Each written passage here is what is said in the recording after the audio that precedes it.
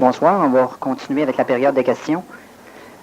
Si on résume, Daniel, la première partie de la conférence, on peut-tu dire que l'homme, parce qu'il ne peut pas voir réellement, clairement, mais qui regarde à travers ses concepts, à lui, c'est là que l'injustice apparaît au bout de ses lunettes, finalement. C'est que l'homme ne voit pas là où est la justice, alors automatiquement l'homme décide d'en instaurer une. Et dans la justice instaurée par l'homme, il n'y a qu'injustice, et dans la justice que l'homme ne voit pas, et que lui appelle l'injustice parce qu'il n'en voit pas le cadre, là, il y a justice. OK, on passe avec une première question ici. Est-ce que ceux qui militent pour la paix ont plus de conscience que ceux qui s'en foutent? Agir vaut-il mieux que ne rien faire? Vois-tu, ceux qui militent pour la guerre, ils militent pour quelque chose. Ils ont autant de conscience que ceux qui militent pour la paix. Hein? Et puis tu as ceux qui s'en foutent, mais qui, à fin de compte, militent pour d'autres choses. Alors, tous ceux qui militent d'avoir ce qu'ils vont avoir. Mais, non, la conscience, c'est d'être capable de comprendre et de percevoir quelque chose, de l'analyser, puis de voir la conséquence d'une chose. C'est ça, une conscience, un état de conscience. Hein?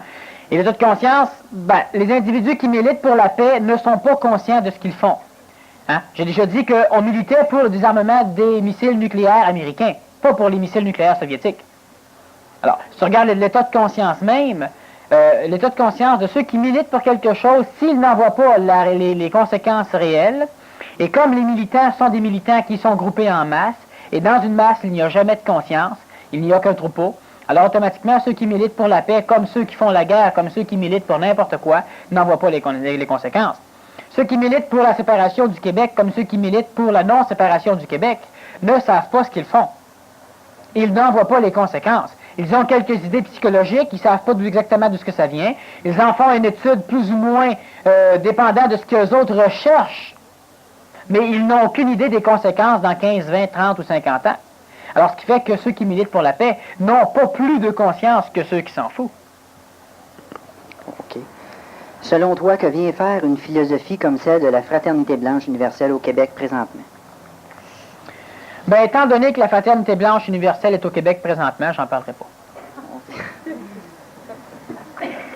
Chose qui est sûre, c'est quelque chose qui est très bon en ce sens que ça va apporter et que ça apporte déjà une immense leçon à ceux qui en font partie.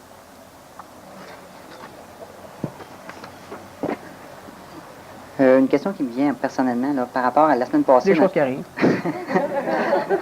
On avait parlé un peu des arts martiaux. Je me rappelle d'avoir déjà entendu une phrase qui disait « un geste pensé, c'est un geste raté ». OK? Ça aussi, pourrais-tu faire un lien avec ça par rapport à la justice et l'injustice? Bon, vois-tu, ce qui arrive, c'est qu'au niveau, non, il n'y a pas tellement de lien à faire. C'est-à-dire qu'il y en aurait un, mais il faut premièrement voir le lien sous différents plans. Dans les arts martiaux, un geste pensé, c'est un geste manqué. Ça veut simplement dire ça que dans les arts martiaux, tu as une pratique de répétition de certaines choses. Et si tu pratiques de façon à vouloir te défendre ou de façon à vouloir être violent, la majorité de tout ce que tu vas apprendre, tu vas l'enregistrer dans ta psychologie mémorielle, celle qui va t'amener une assurance. Parce que tu sais que tu es capable de casser des briques ou de casser la tête de quelqu'un. Bon. Si tu arrives à te battre, tu devras donc rechercher dans ces mémoires-là la méthode pour pouvoir pallier à un coup de poing, un coup de pied, à une arme blanche ou à une arme à feu. Et tu devras donc réagir en fonction de ce que tu vas avoir trouvé au niveau de tes mémoires. Donc, tu réfléchis pour savoir comment éviter un coup de poing. Alors, si ta réflexion se fait plus lentement que le coup de poing qui te vient, bien évidemment, tu manges un coup de poing en face. Et si tu donnes un coup de poing après avoir réfléchi, donc tu as quasiment télégraphié à l'individu ou à disons, à l'animal, ce que tu vas faire, ce qui fait que donc un coup pensé est un coup manqué.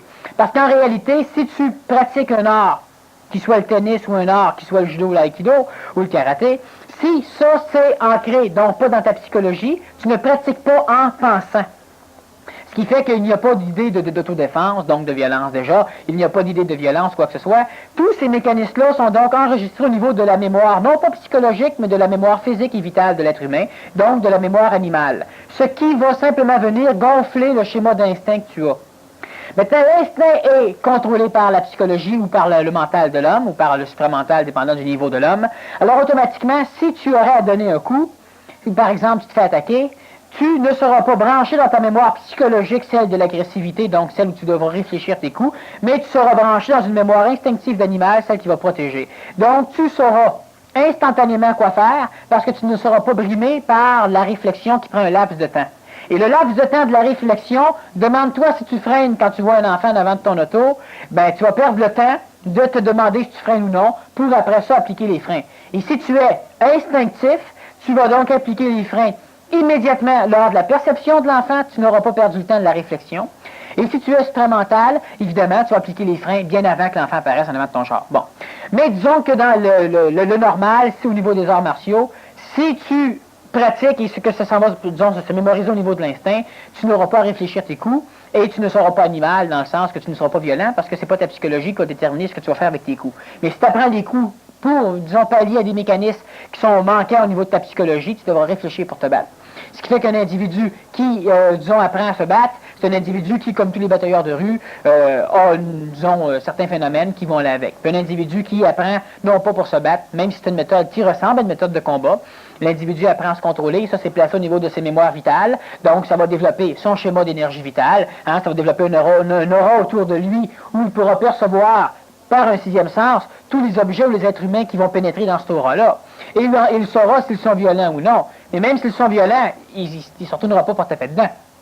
Parce que sa pratique n'aura pas été faite en but d'une violence. Par contre, il pourra le détecter. Et si l'individu pratique ça dans le but d'une violence, non seulement il devra réfléchir quand il aura affaire à un adversaire supérieur à lui ou égal à lui, mais en plus, tous les individus, tous les schémas qui pénétreront dans son aura, il les cataloguera comme étant mauvais, négatifs, parce qu'il va simplement percevoir sa propre émission à lui. Il est déjà violent dans sa psychologie. Alors, ce qui fait que ça crée lentement un individu qui est orgueilleux de par l'expressivité de son assurance, mais qui en réalité a plus peur qu'il avait peur avant.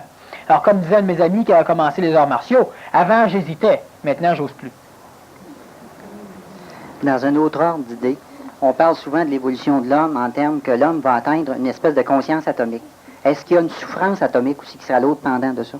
Disons que les souffrances que l'homme va pouvoir vivre dans quelques temps ou dans quelques générations, ça sert absolument à rien d'en parler. Pourquoi? Parce que c'est pas compréhensible par personne.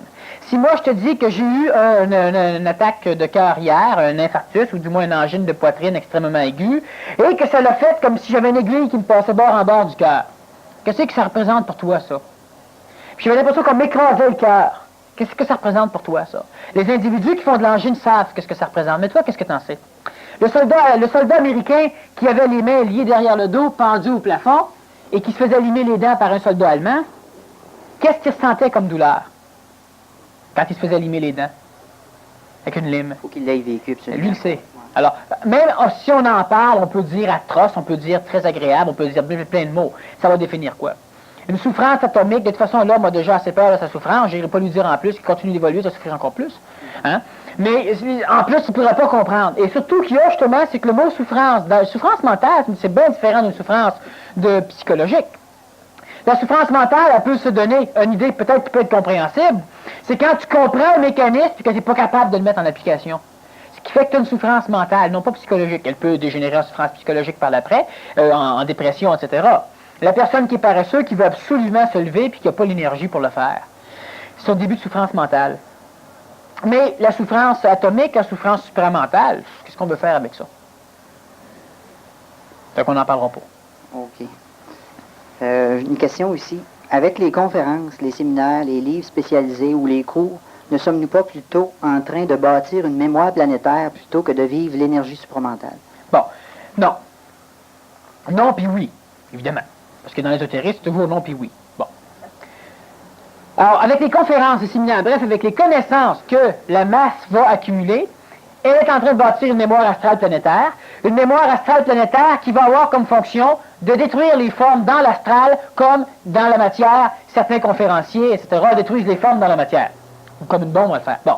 Alors, ce qui arrive, c'est que c'est donc extrêmement important que la masse ait accès à des connaissances pour pouvoir créer l'égrégore, ou du moins qu'on ait des orateurs pour parler, pour pouvoir créer un égrégore de type astral qui, dans l'astral, va s'occuper de détruire les formes astrales. Ce qui fait que toi, à un moment donné, tu crois à une chose, puis de plus en plus, ou de moins en moins, disons, tu crois à cette chose-là. Pourquoi? Parce que la chose dans l'astral, elle est déformée et elle se transforme suite à, disons, l'énergisation de connaissances supramentales ou mentales dans l'astral. Et lentement, toi, tu finis par te poser des questions et lentement, tu finis par douter. Pourquoi? Parce que tu es relié à une forme astrale qui est en train de se faire maganer par les connaissances, justement, qu'on place au niveau de l'astral.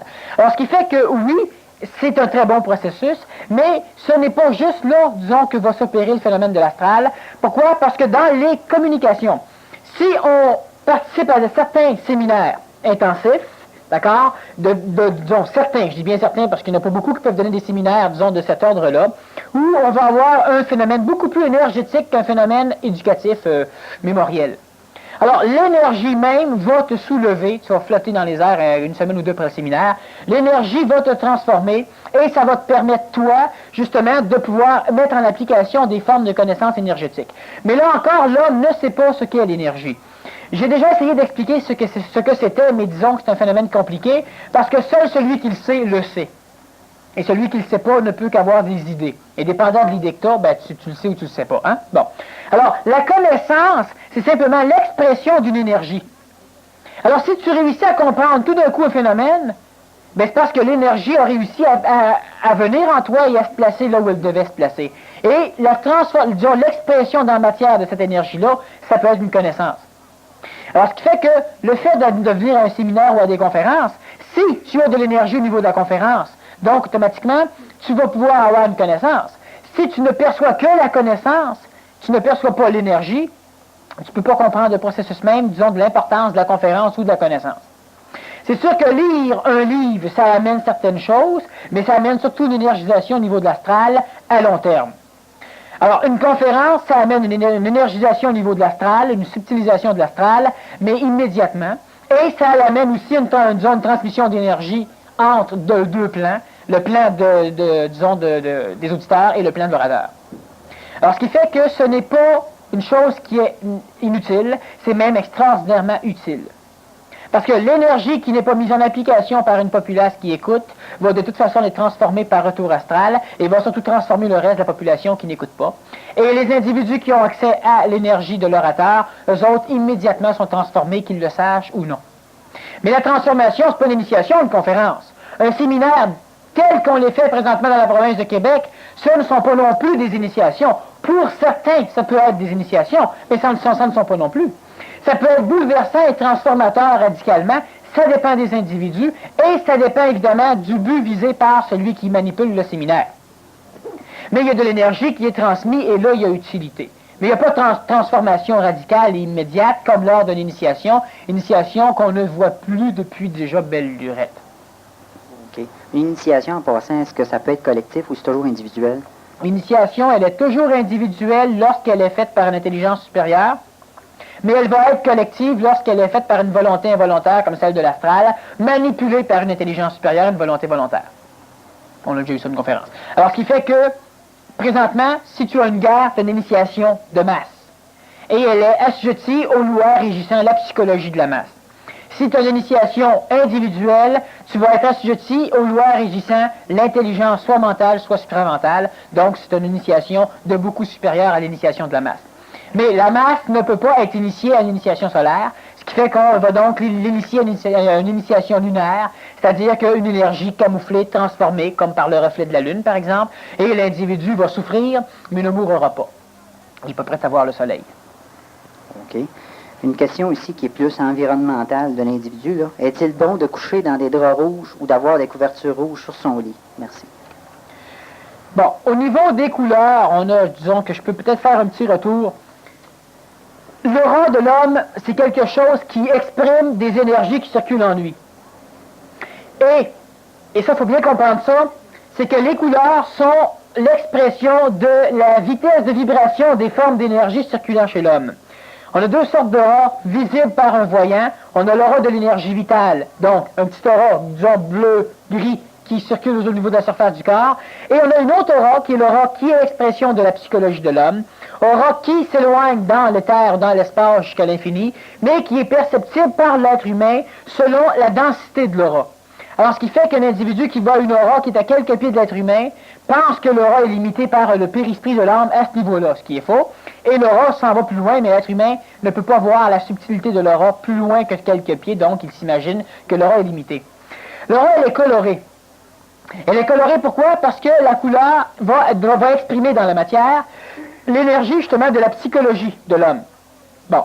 Et évidemment, l'énergie de la manipulation psychologique sur l'énergie vitale et sur l'énergie physique.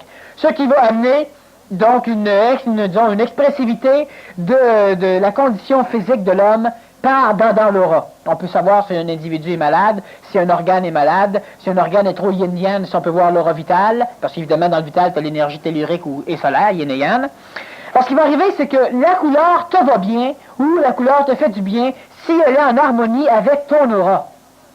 Alors, ce qui fait que coucher dans des draps rouges, si c'est une harmonie avec ton aura, ça peut exciter certaines parcelles de ton aura qui vont être facilement excitables, donc transformables par l'énergie rouge. Alors, ça peut te rendre plus nerveux, ça peut te calmer. Ça va exciter une chose dans ton aura qui va être assujettie à l'énergie rouge.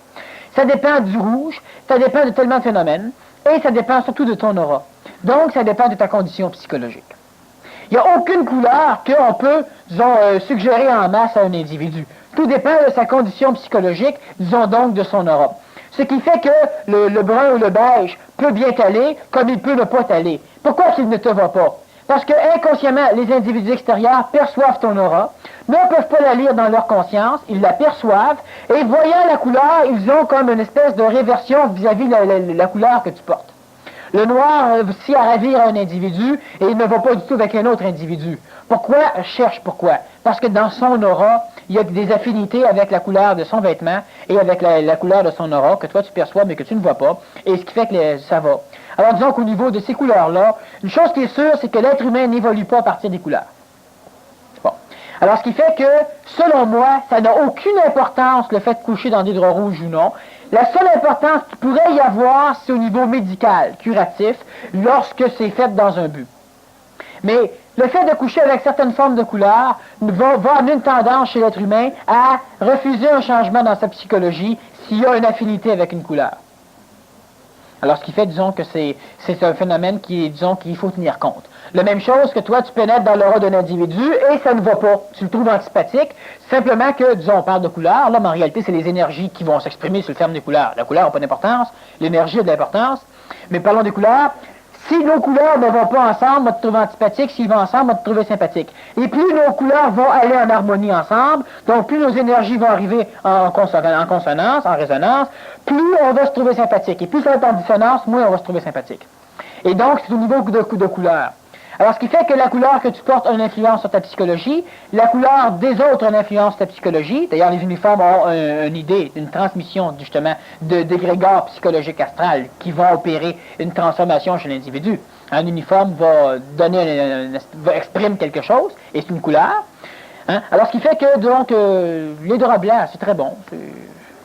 Les draps rouges aussi. Il faut simplement ne pas s'attacher à une couleur. Si l'individu s'attache à une couleur, l'individu devient dépendant d'une forme. Si l'individu devient dépendant d'une forme, l'individu devient limité. L'individu est suffisamment limité pour ne pas avoir à se rajouter des limites. Plus l'individu va être capable d'être ambidex, donc de coucher dans ce qui coulera, n'importe où, de quelque manière que ce soit, plus l'individu va se libérer de contextes comme ça, plus l'individu va pouvoir se libérer des manipulations de l'astral, et plus l'individu va se rapprocher des manipulations de Dieu, ou d'énergie supramentale. Une autre question. Le Nazaréen méritait-il son sort ainsi que Jean-Baptiste? Marie. Bon. Premièrement, il faut voir quel sort et que veut dire mériter. Le Nazaréen ne méritait absolument rien. Le Nazaréen a construit son chemin et il a fait ce qu'il avait à faire. Donc, il n'y a jamais eu aucune forme de manipulation en ce qui concerne la pseudo-mort de Jésus le Nazaréen. Jean le Baptiste était de toute façon un prophète qui avait déjà annoncé certaines choses. C'était la réincarnation de différents prophètes, Jean le Baptiste. Et lui-même savait ce qui devait arriver. Et là encore, il n'y a pas eu de justice humaine, il y a eu de l'injustice humaine et de la justice divine. Jean le Baptiste avait terminé sa mission, le Nazaréen n'a pas voulu le revoir, le Nazaréen n'avait pas à lui parler, le Nazaréen l'a re-rencontré par la suite parce que de toute façon le corps du Baptiste nuisait à ce que le Baptiste avait à faire. Les gens, on en a eu plein et les gens ont été importants, ont eu des affinités initiatiques similaires. Alors si on regarde, le Baptiste lui-même devait mourir parce que sa mission était accomplie. Le Nazaréen et Jean le Baptiste avaient été à la même école, une école essénienne, une école, disons, de la secte des Nazaréens. Alors donc, Jean le Baptiste Nazaréen et Jésus le Nazaréen se sont connus étant enfants. Et ils ont d'ailleurs eu, disons, les deux venaient d'un plan supérieur à la planète Terre. Et ils ont vécu ensemble, ils ont appris ensemble. Le Baptiste avait une mission à faire, il l'a accomplie. Une fois accompli, le Nazaréen, dans sa justice céleste, c'était pas question d'aller sortir le Baptiste de là ou de faire quoi que ce soit. Le Baptiste va mourir, il y a des choses qui vont se passer, puis après ça, ils vont se revoir sur une montagne, devant Pierre et devant d'autres apôtres. Hein? Alors, ce qui fait que les deux n'ont pas mérité quoi que ce soit. Les deux ont construit, ont participé à un plan et ont été soumis à ce plan-là. Le plan divin ou le plan de l'évolution. Quand on parle du plan divin, on parle du plan d'énergie supérieur au plan mental planétaire. Donc, on parle donc du plan supramental. Maintenant, par rapport au Nazaréen, le plan divin était évidemment le plan du plan divin, c'est-à-dire le plan, la structure d'organigramme d'un plan d'évolution, le plan divin du plan divin. Alors, ce qui fait que Jean le Baptiste a eu et a fait le chemin, il a fait ce qu'il avait à faire. Le Nazaréen, lui, a failli mériter ce qu'il ne méritait pas, c'est-à-dire il aurait mérité s'il n'aurait pas été à la hauteur de la situation. Après sa crucifixion, il y a eu mort du corps physique, il n'y a jamais eu mort du Nazaréen. Il y a eu désintégration du corps du Nazaréen quelques heures après qu'on l'ait placé dans un tombeau. Hein, le Nazaréen n'est jamais sorti du tombeau avec son corps. Le corps a été dissous parce que le corps était inadéquat. D'ailleurs, Jean le Baptiste a eu le même processus de dissolution corporelle, c'est-à-dire que la tête n'a jamais été placée sur une pique. On ne l'a jamais revu la tête par après parce qu'elle s'est désintégrée même sur le plateau, de même que son corps en prison. Il n'a jamais été enterré. Alors, après la dissolution de ces corps-là, l'individu qui arrive à pouvoir dissoudre un corps de cette façon-là, c'est un individu qui emporte son corps à sa mort, donc qui peut posséder un corps de lumière après. C'est-à-dire que c'est un individu qui a atteint le plan supramental et qui a pu avoir un corps au niveau éthérique, donc au niveau supramental. C'est un individu qui a vécu dans deux plans, un plan extraterrestre et un plan terrestre, donc bilocalisé.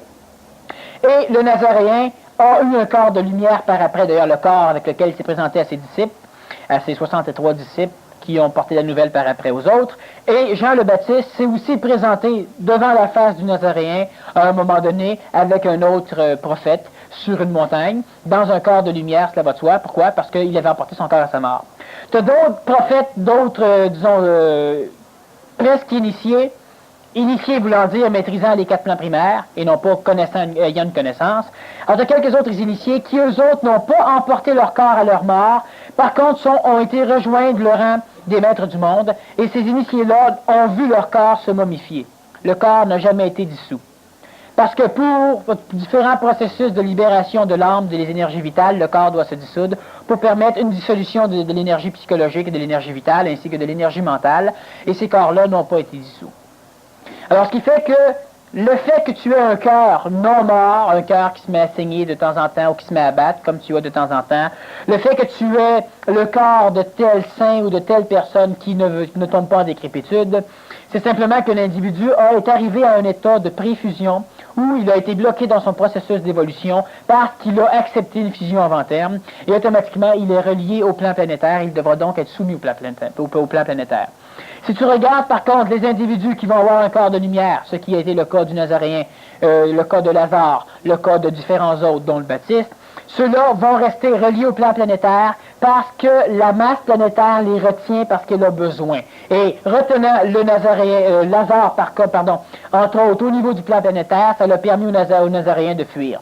Autrement dit, on est tous les deux prisonniers quelque part. Toi, tu sors, tu te fais tuer, pendant ce temps-là, moi, je me sauve, je m'en vais. Alors, Lazare est resté pogné sur la planète Terre pour permettre au Nazaréen de continuer son cheminement. Il n'y a pas eu de justice planétaire, c'est-à-dire que nous autres, on se demande si le Nazaréen a... Non, Nazaréen n'aurait pas été crucifié, il n'aurait pas demandé à comment il s'appelle, à Thomas, de l'aider dans ce plan-là en le vendant. Hein? Il a fait son cheminement, il l'a préparé, il l'a annoncé publiquement avant pour préparer dans l'astral le cheminement futur. Quand il annonçait que le temple sera détruit et rebâti en 3 jours, vous détruirez le Fils de Dieu et il ressuscitera 3 jours après, ben, il créait déjà dans l'astral le phénomène, comme d'ailleurs on s'amuse à créer l'Apocalypse. On tripe pour l'instant, mais on bâtit dans l'astral des phénomènes qui peuvent à un moment donné engendrer ces choses-là. Alors le Nazaréen avait prévu ces choses-là, il a bâti son cheminement de façon à arriver là, mais il a failli faillir à sa tâche, mais disons qu'il a, après une descente aux enfers, il a pu subtiliser les corps qui restaient, et il s'en est sorti. Alors il n'y a pas question de justice dans le sens planétaire, c'était une mission parfaite. Et ceux qui l'ont trahi ont été manipulés par le Nazaréen pour pouvoir aboutir dans ce cheminement-là. Et en même temps que le Nazaréen, il y a un Melchisédek qui a été crucifié. Dans le même ordre d'idée, pourrait-on dire que les prophètes qui ont été décapités ou tués de d'autres manières étaient justes?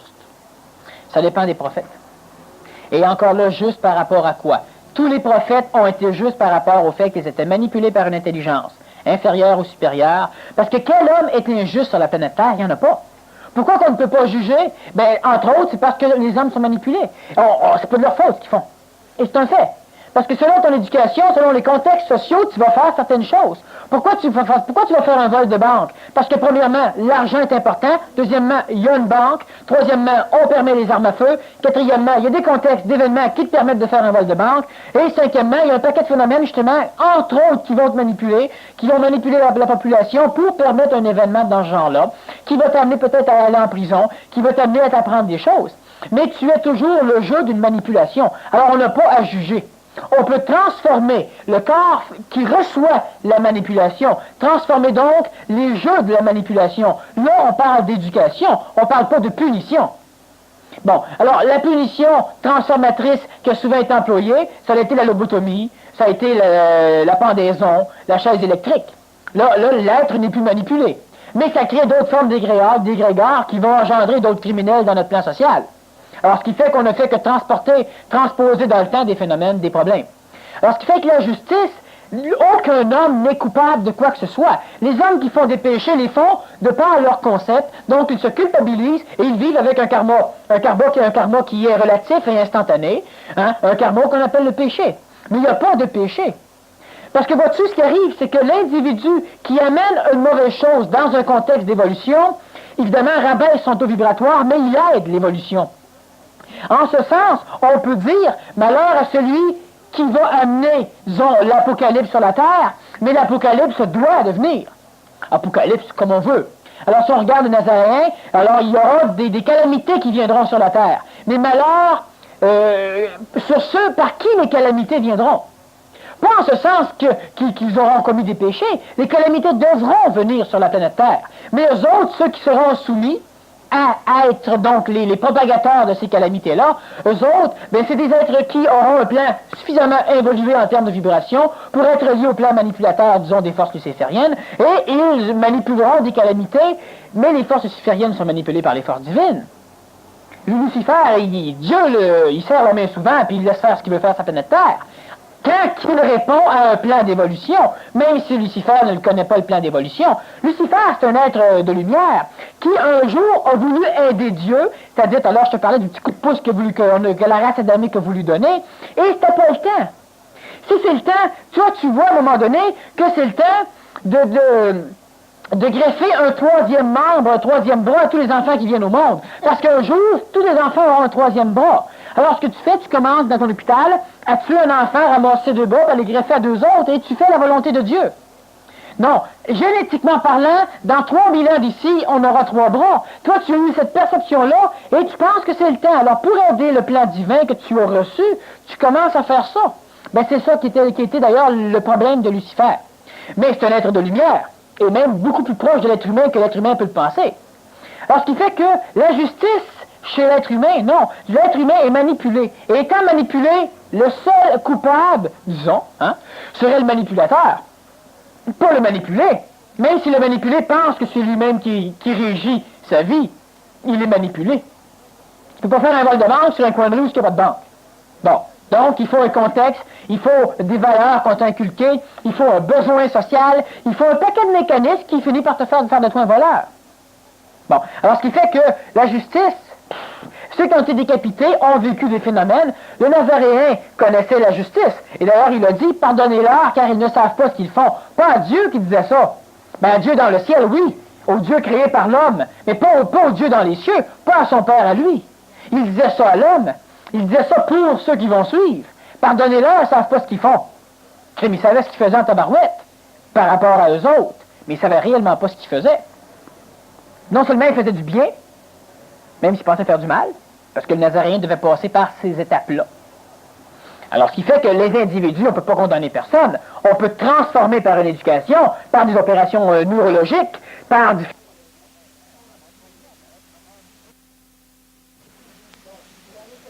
Donc, la réception des énergies manipulatrices, et en transformant le cortex ou en transformant, disons, ta réception d'énergie, le réceptacle qui est l'homme, d'une façon intelligente, évidemment, ça va de soi, conséquentielle, ben là, automatiquement, tu élimines la manipulation de l'homme à un astral inférieur. Donc, tu fais évoluer le plan planétaire. Mais le fait que tu perds la tête de temps en temps, c'est qui perd la tête? C'est pas toi, c'est ton corps. Hein? Puis parce que ta conscience, elle est localisée au niveau de la tête, disons que c'est plus important. Mais c'est sûr que tu meurs quand tu perds la tête, disons que normalement, selon le processus normal, l'être humain devrait mourir. Hein? C'est préférable de vivre mort, d'être mort pas de tête que d'être vivant pas de tête. Bon, c'est sûr, sinon tu te lances en politique. Enfin. Bon, alors ce qui arrive, c'est que, c'est ça, c'est des choses absolument normales, absolument justes, selon l'ordre des choses. Donc, tous les gestes de l'homme sont sincères au départ. Et puis, OK. Oui. OK. Puis quand tu disais tantôt que, bon, il y a un processus que j'aimerais comprendre, là. L'être qui a une vibration plus haute, mettons un être, tu as dit au début, qui est blanc, qui parle d'un être qui a plus une vibration basse, qui est plus tendance négative, etc., baisse sa vibration, mais comparativement à avant, il ne peut pas la baisser au point de tout perdre, devenir aussi bas que l'autre et ne pas remonter. C'est quoi le processus qui fait qu'aujourd'hui, l'être qui baisse sa vibration est capable de la remonter? Simplement parce que présentement, le plan planétaire est en relation de plus en plus intimement avec l'Esprit Saint, donc avec l'énergie supramentale. Alors, ce qui fait que toi, tu peux baisser ta vibration et dans le contexte énergétique planétaire présentement, il y a suffisamment d'énergie hautement vibratoire pour que tu puisses y avoir accès à un moment donné, donc tu vas réaugmenter tes vibrations. Ce qui va aussi faire en sorte que des individus qui vont passer une phase d'adolescence, disons, en crise, vont finir par peut-être être délinquants pour, une fois adultes, redevenir réellement extraordinaires. Alors donc, au niveau de la crise de l'adolescence, ils ont perdu des vibrations parce qu'ils ont été assujettis à la masse, disons, de la jeunesse planétaire, à la mode, il y a différents phénomènes d'expressivité de l'astral planétaire. Et ces individus-là, à un moment donné, vont être repris par l'énergie supramentale ou ils vont rester, disons, intégrés au plan de l'astral planétaire. Mais, ce qui arrive, c'est qu'étant donné que la planète Terre passe dans un endroit où on a, disons, des effluves supramentales et que le plan planétaire a suffisamment d'énergie, donc de réceptacles physiques pour pouvoir attirer ces énergies-là sur la planète de façon à ce qu'elles soient exprimées sur la planète, ce qui est important, alors automatiquement, on a suffisamment d'énergie hautement haute qui ne peuvent pas te toucher, mais qui vont quand même augmenter ton taux vibratoire. Alors, ce qui fait qu'un individu qui est en contexte supramental peut se permettre de faire des conférences, par exemple, dans un endroit où les vibrations sont plus basses que les siennes, et automatiquement, l'énergie supramentale va descendre en lui pour pouvoir protéger son contingent vibratoire, ce qui oblige l'individu, en parlant, disons, dans une salle, dans une audience, à être en contact avec l'énergie supramentale d'une façon qu'il ne serait pas normalement s'il serait seul chez lui, dans le début. Alors, cet exemple-là, au niveau d'un orateur, disons, qui est en contact supramental et qui va faire des conférences pendant un laps de temps, par après, il va disparaître, c'est-à-dire qu'il ne fera plus de conférences publiques, parce que le schéma supramental sera totalement instauré en lui, donc il n'aura plus besoin de ce cheminement-là. Cheminement qui est nécessaire pour lui et qui va occasionner des résultats, évidemment, dans une populace, dans un auditoire. Alors, chez les autres individus qui sont, disons, normales, mais reliés, mais ils ne le savent pas, ces individus-là peuvent de temps en temps baisser leur taux vibratoire, ils devront le faire par des mécanismes manipulatoires, disons, sociaux. Tu es pris dans une émeute, tu prends le métro, hein? Bon, avec le fait de prendre le métro, l'autobus, bon, fait que ton taux vibratoire baisse, mais ceux des plus bas vont augmenter. Sortant de là, automatiquement, tu vas te diriger vers des endroits où tu vas te recharger en taux vibratoire. Des endroits comme ici, des endroits comme bien des places ailleurs, il suffit il y en a en masse, alors je n'aimerais pas tous. Alors ce qui fait qu'automatiquement, de plus en plus, tu as des endroits comme ça où les individus peuvent être réénergisés. Donc ça te permet de plus en plus d'être des assujettis de la manipulation de la masse, pour être assujettis à une manipulation, disons, collective, mais de plus en plus minuscule, pour arriver un jour à pouvoir te retrouver toi-même chez toi. OK. Tu as parlé des Melchizedek. Bon. La semaine passée aussi, tu l'as mentionné, puis un petit peu à soir. Est-ce que c'est pas le temps d'en parler ou est-ce que tu pourrais en parler un petit peu plus? Melchizedek, c'est pas le temps pour la simple raison que, au niveau du vocabulaire, disons que le public n'est pas encore prêt à ce qu'on puisse parler, disons, d'une chose qui nécessite un vocabulaire réellement spécialisé. Si on parle de psychologie, on emploie un vocabulaire psychologique. Si l'on parle de mécanique, on emploie un vocabulaire de mécanique. Alors, ce fait que présentement, il y a plusieurs individus, par exemple, qui vont m'entendre, qui vont trouver que j'ai un vocabulaire, disons, difficile à cerner. Bon, ce qui arrive, c'est qu'on ne peut évidemment pas resimplifier le vocabulaire tous les fois, disons, qu'on fait une conférence, parce qu'il y a des individus qui sont suffisamment prêts. Et le vocabulaire va s'acquérir de toute façon à la longue, même chez les personnes qui ont de la difficulté à comprendre dans le début. Hein? Alors après 3 ou 4 fois, le vocabulaire est très compris, et on va devoir augmenter, disons, de plus en plus le schéma du vocabulaire, la spécialisation de la transmission d'une connaissance, donc d'une énergie, pour que l'individu puisse y avoir accès d'une façon de moins en moins déformée. Et il va venir un temps où on va être capable d'aborder, disons, des sujets comme les Melchisédek ou comme d'autres formes d'énergie, parce qu'il n'y a pas juste le Melchisédek ou l'ordre melchisédien qui régissent le plan d'évolution planétaire. On a plusieurs choses, disons, qu'à un moment donné, on va parler, mais présentement, disons qu'il faut lentement adapter le vocabulaire à la population pour qu'à un moment donné, on puisse parler de choses qui nécessitent un vocabulaire dans ce genre-là. OK. Que penses-tu du jeûne d'aujourd'hui pour l'Éthiopie, signé Lorraine? Le jeûne pour l'Éthiopie? Bon, tous les médecins sont d'accord pour dire que le jeûne est salutaire pour la santé. Hein? Et puis, donc, le jeûne pour l'Éthiopie. Présentement, au lieu de prendre des énergies dans les régions industrialisées pour régler les problèmes des régions industrialisées qui auront un jour à transmettre des connaissances, à régir les énergies supramentales, au lieu de prendre l'énergie pour en arriver là au plus vite, on brûle ces énergies-là pour aller aider des endroits qui, réellement, disons, n'ont rien d'autre à recevoir que l'aide des êtres supérieurs. Les êtres supérieurs, c'est les êtres de la 6e race qui est présentement en naissance au niveau du continent nord-américain. Et l'énergie qu'on pourrait se servir ici pour régler nos problèmes, pour pouvoir nous transformer, pour devenir suffisamment, disons, versatile dans le sens qu'on doit venir du Verseau. Donc, pour créer une génération d'êtres conséquentiels, la 6e race, hein, la race bleue, un être conséquentiel qui, lui, saura réellement comment régler les problèmes au niveau du reste de la planète, ben, au lieu de créer un être conséquentiel qui va régler à long terme et pour toujours les problèmes, on essaie, et ça c'est normal, c'est une manipulation, disons, qui va essayer de ramener le monde qui est de l'astral à elle-même, et on essaie donc de canaliser les formes d'énergie pour pouvoir donner l'impression qu'on fait une aide, pour donner l'impression de cette justice, pour aller avec nos concepts moraux, comme quoi on aide. Mais on n'aide absolument rien. Je l'ai déjà dit, que lorsqu'on essayait, lorsqu'on donnait à ces pays-là, on ne faisait qu'engendrer tous les mécanismes essentiels à garder le pays dans son trou. Parce que le gouvernement en place est le seul à pouvoir aider, et lui, il ne voit pas l'intérêt d'aider. Tous les pays du monde s'occupent de son pays, alors lui fait de l'argent, lui il ramasse ses forces militaires, lui fait une petite guerre au pays à côté pour avoir plus, pendant que tous les pays riches s'organisent pour augmenter sa dette nationale, et puis pour pouvoir aider le tiers-monde ad vitam aeternam. Alors, on ne crée pas de situation, de solution à long terme. On ne fait que pallier à des phénomènes blessants dans notre moralité industrialisée. Alors, pour pallier, pour mettre un petit diachidon sur notre blessure psychologique, on donne au tiers-monde. Et si tu regardes, avec quel mécanisme on soutire de l'argent? Avec les mécanismes d'une psychologie souffrante, avec les mécanismes d'enfants, d'enfants qui sont souffrants, d'enfants qu'on a pris des photos les pires, bon, etc. Alors que ça ait mal là-bas ou non, ça ne change pas qu'ici, on a tout ce qu'il faut pour arriver à aider. Mais si on brûle nos énergies pour essayer temporairement de les aider, toi, tu as besoin, par exemple, d'une machine qui s'appelle, par exemple, un hémiscan, une tomodensitométrie, une machine qui permet ça. Ça permet ça de faire une radiographie de ton cerveau et de couper ton cerveau en tranches, sous 3 plans. Et à partir de là, je peux tout voir.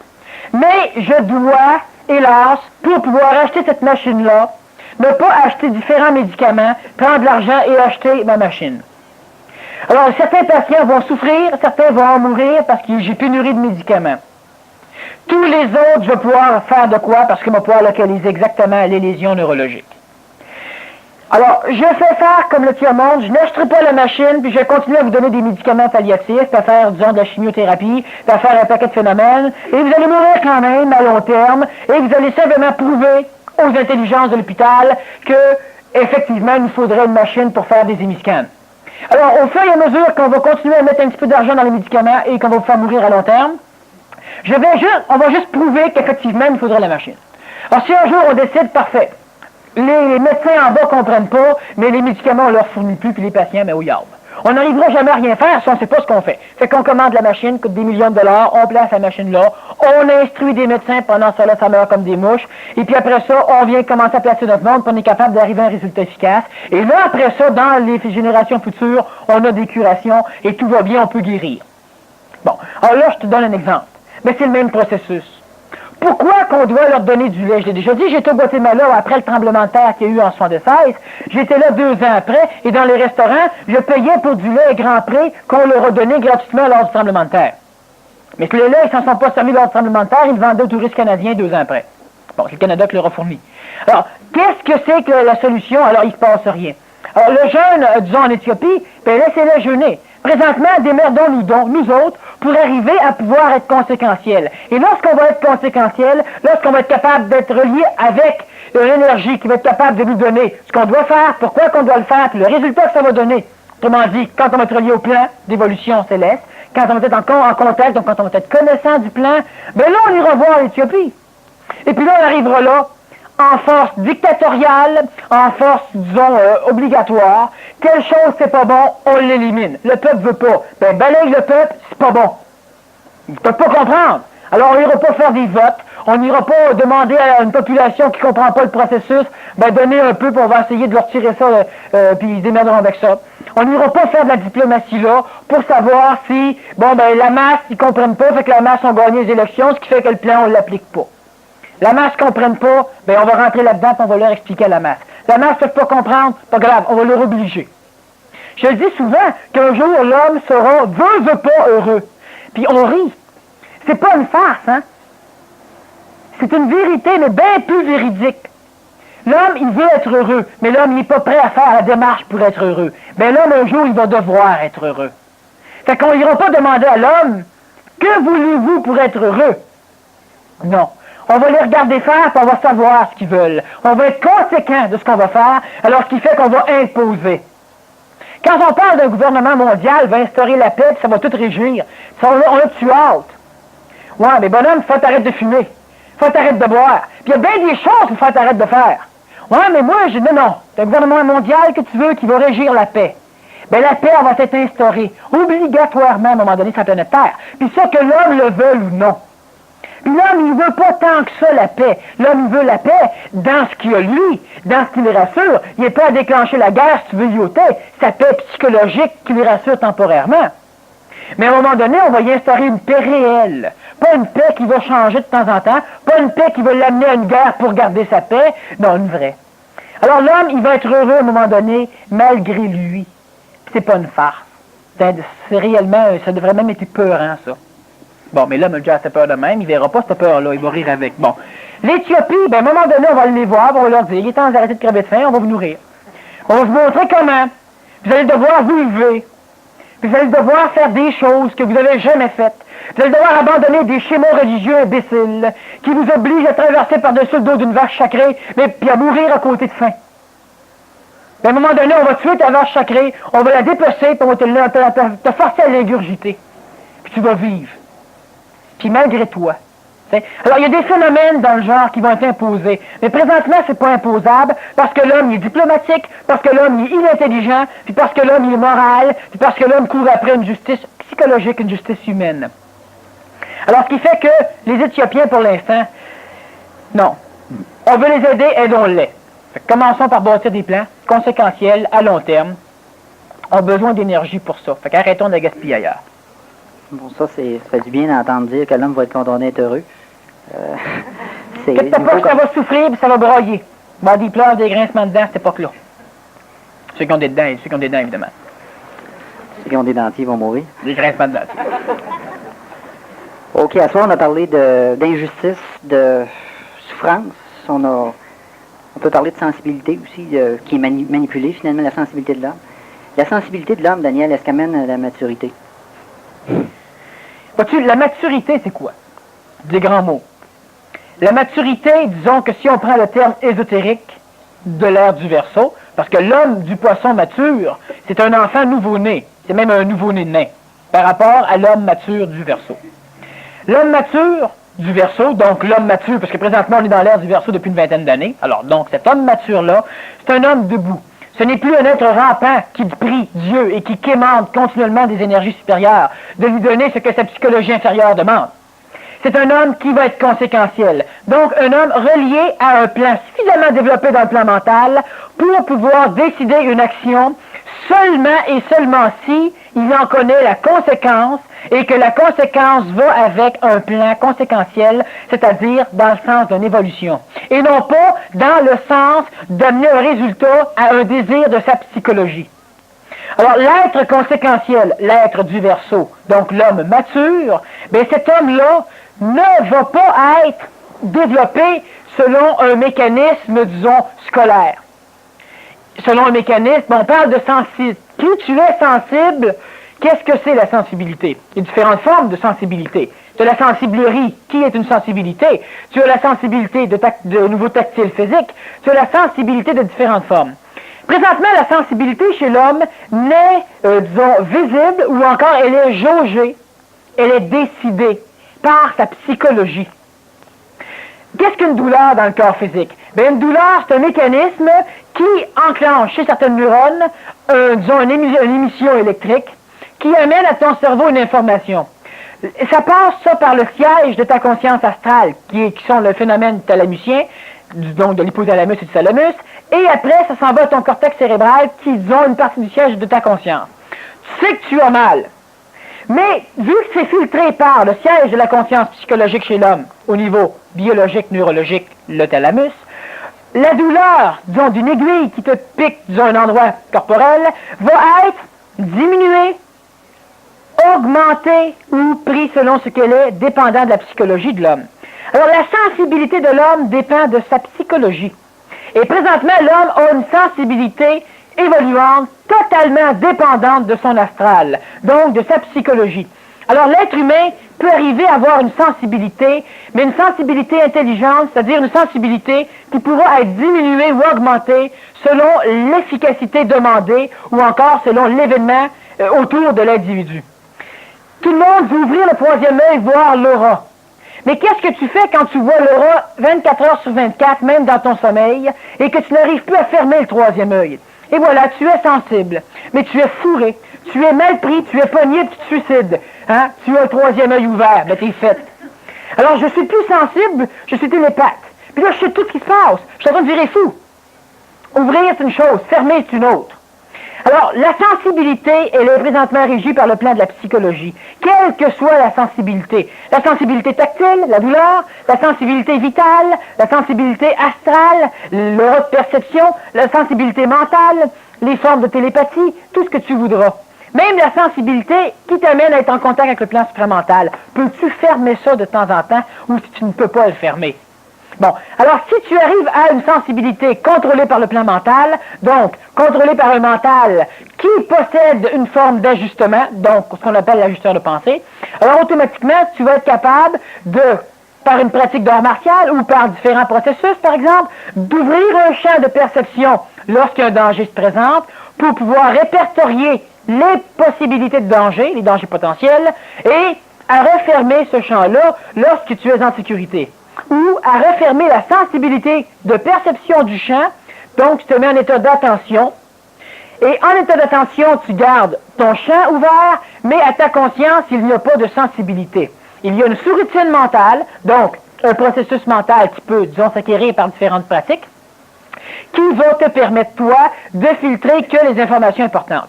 Le problème de ceux qui deviennent de plus en plus sensibles, c'est qu'ils sont sensibles à, par exemple, aux forces négatives, ce qui va drainer leur énergie positive, ce qui va les affaiblir. Et ils ne peuvent pas fermer, ils ne peuvent pas contrôler leur sensibilité.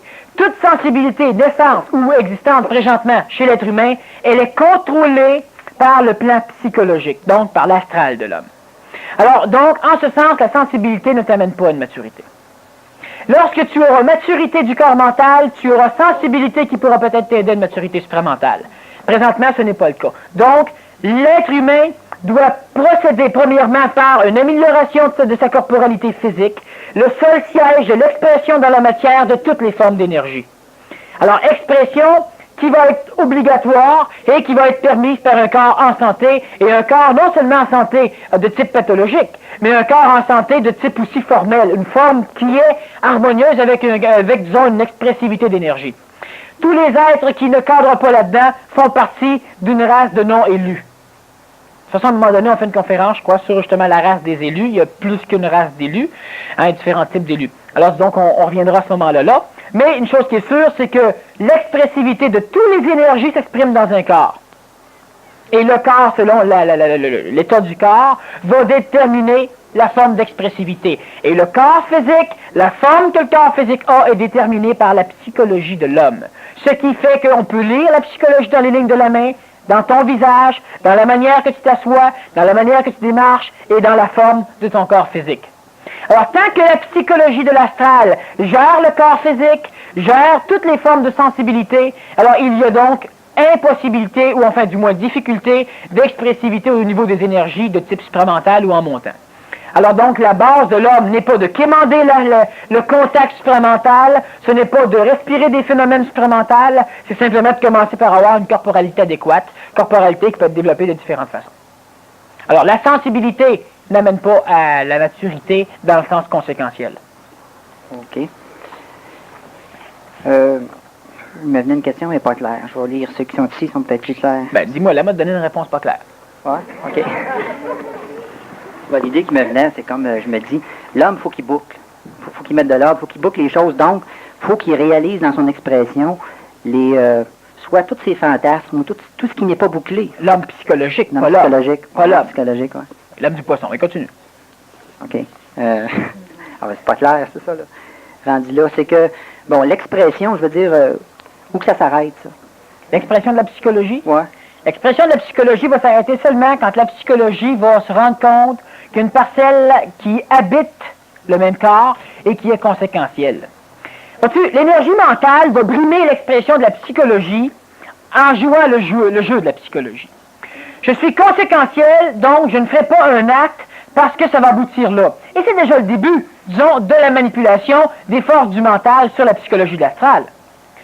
Pourquoi pas faire de guerre? Parce que tu as peur d'une guerre. Alors, si c'est intelligent de ne pas faire de guerre, je vais donc donner une raison à ma psychologie qui va lui faire peur, donc elle n'exprimera pas la guerre. Alors, ce qui fait que quand l'expressivité de ta psychologie va être freinée, ou arrêtée, ou contrôlée, disons contrôlée, elle est canalisée, bien, dans le début, ça va se faire simplement par le jeu même du mental sur l'astral, c'est-à-dire que le mental va donner des réponses selon la logique de la psychologie. Pas pour brimer ou pour berner l'astral, pour être compris de l'astral. Donc, selon la logique de la compréhension même de la psychologie. Alors, on va donc dire, tu ne dois pas faire telle chose, parce que si tu fais ça, tu n'auras plus de tarte à la crème le soir. Bon. Alors, automatiquement, si tu veux des tartes à la crème, tu ne feras pas la chose. C'est un processus d'éducation, un processus un peu barbare, parce que dans ce processus-là, on ne demande pas la compréhension, on ne demande que l'effet. Mais le mental, à l'intérieur de l'individu particulier, lui, va obliger la compréhension, c'est-à-dire que le mental de l'individu est l'expression même de la compréhension, donc lui peut se permettre de s'amuser avec sa psychologie comme il va vouloir. Alors automatiquement, il n'y aura plus d'expressivité d'une psychologie fautive, quand le mental va simplement voir, bon, alors il y a telle chose que tu veux faire, mais si tu le fais, le mental voyant la conséquence va donc automatiquement donner une interprétation de la conséquence mentale selon ce que la psychologie peut comprendre pour obliger la psychologie à exprimer ce que le mental va trouver conséquentiel d'exprimer. Donc, est-ce qu'on peut dire que tout homme doit traverser une espèce de folie contrôlée à un moment donné? Tout homme va traverser, premièrement, une espèce de colère mentale qui va être différente d'une colère psychologique. Folie contrôlée, c'est à l'époque de la colère mentale et à l'époque de la lutte entre, justement, le plan astral et le plan mental, lutte qui ne devrait pas exister comme telle, parce qu'automatiquement, il va y avoir naissance de compétition entre le mental et le plan de l'astral, et ça va dégénérer, disons, en conflit qui n'est pas similaire à celui du mental, qui explique à l'astral une chose pour que l'astral fasse quelque chose qui va être conséquentiel, donc qui va être intelligent par rapport à un objectif, non pas individuel, mais collectif dans un plan d'évolution. On a vu, par exemple, que la psychologie de l'intellect l'intellect qui est le mental manipulé par l'astral, et disons que le mental, c'est un mental plus supérieur, non pas supramental, mais un mental supérieur à l'intellect, qui n'est plus manipulé ou coloré par l'astral. Alors vois-tu, c'est que dans le début, l'intellect doit toujours donner des réponses à l'astral, mais il a, disons, transformé les réponses pour plaire au concept de l'astral, pour rassurer l'astral, mais donc l'astral manipulait l'intellect, l'astral manipulait la forme mentale naissante, l'intellect, pour pouvoir avoir une réponse, pour pouvoir la rassurer, mais la rassurer en lui permettant l'expressivité. Alors, je peux donc faire du vol à l'étalage chez des grandes compagnies, ce qui fait qu'eux autres, ils nous volent assez, que je peux voler moi aussi. Alors, l'intellect a bâti un plan logique pour pouvoir éliminer la culpabilité dans l'expression de l'astral. Ça, c'est un phénomène qui existe.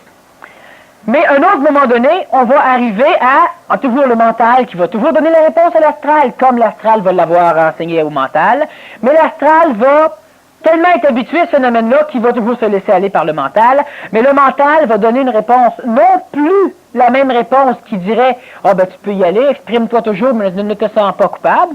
Le mental va donner une réponse qui va donc plaire à l'astral, mais qui va manipuler l'astral. Qu'est-ce qui se passe dans le cas d'une personne qui serait aveugle de naissance, exemple, puis qui ne peut pas percevoir, mais qui peut juste se servir de son imaginaire, donc dans son expression?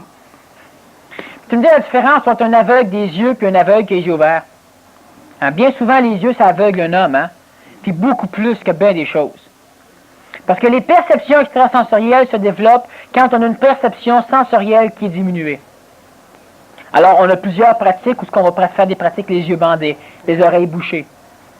On vient souvent aux arts martiaux, disons que prochainement on va commencer des cours ici qui sont justement une prolongation de la théorie conférentielle ou séminarienne ou encore une théorie au niveau de cours, une théorie qu'on ramasse tout partout, pour l'appliquer dans le domaine du physique pour développer des choses, justement. Alors si tu regardes dans n'importe quel justement phénomène, tu vas toujours avoir un phénomène qui va être psychologique qui ne pourra pas s'exprimer et une expressivité dans le domaine, disons, de la matière. Et si on regarde encore au niveau des arts martiaux, le fait d'avoir les yeux bandés pour répéter certaines routines, que ce soit une routine de démarche flottante, Tai Chi Chuan, que ce soit une routine de n'importe quoi, le but visé n'est pas de briser des briques, le but visé est de répéter des déplacements avec une perception sensorielle diminuée. Ce qui fait que par après, tu vas pouvoir aller dans le bois, les yeux fermés, comme on a déjà fait, et retrouver le chemin de ton chalet, même si tu as 15 minutes à faire dans la neige jusqu'aux genoux, et qu'il n'y a pas de sentier comme tel préétabli. Et on est 15 à suivre en ligne, puis les individus arrivent à pas se perdre. Bon, tu retrouves la source après pour ramasser ton eau, tu as toujours les yeux fermés, on a fait ça une fin de semaine de temps. Bon, on a même pris des photos. Il n'y a pas une de bonne. Bon. Alors, vois-tu, non, c'est vrai, on a juste des bons. En tout cas, au risque. Alors, ce qui arrive, c'est que donc, en brimant certaines sensibilités, certaines perceptions sensorielles de ton corps, tu obliges d'autres choses à se déformer. À se déformer, oui, parce qu'ils vont grossir, ils ne resteront pas l'état stagnant.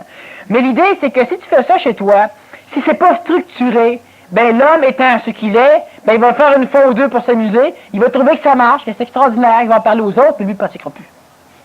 Alors donc, c'est préférable de s'inscrire dans n'importe quel genre de phénomène pour pouvoir au moins recevoir des copies dans le derrière par le fait qu'on investit de l'argent, ce qui fait qu'on y va, par le fait qu'on a des professeurs qui nous poussent dans le derrière. Alors donc, l'aveugle a la possibilité de développer d'autres sens extrasensoriels, mais il est quand même, disons, il y a un certain problème, celui au niveau par exemple, de ses yeux ou de ses oreilles. Il va enseigner à ceux qui voient qu'on peut voir pas Dieu. Mais ceux qui voient avec leurs yeux trouvent ça extraordinaire qu'on puisse voir pas Dieu. Mais ils ne pensent pas le développer. À un moment donné, disons, on va le développer. Merci, Daniel. J'aimerais juste dire, mercredi prochain, disons à 17h30, on a une réunion publique, gratuite, pour tous ceux qui voudraient en savoir un peu plus sur le cours programme maître contrôleur qu'on donne ici au centre. Cours que je donne avec différentes personnes. Alors, ce qui fait que ceux qui seraient intéressés, vous êtes les bienvenus mercredi prochain à 17h30. C'est gratuit, vous aurez l'information que vous voulez. Et ceux qui seraient intéressés au projet du village scientifique de l'avenir à OFSA, dimanche